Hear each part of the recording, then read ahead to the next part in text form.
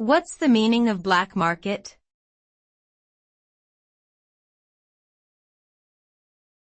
Black market.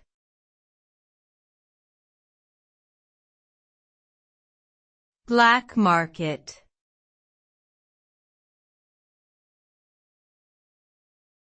Black market.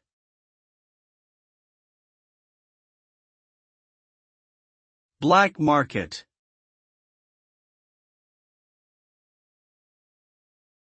The term black market refers to a clandestine or illegal economy in which goods and services are traded without government regulation or oversight.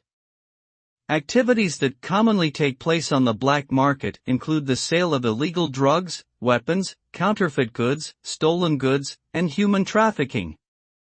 The prices of such goods and services on the black market are often higher than their legal market counterparts due to their illicit nature and the risk involved in supplying them.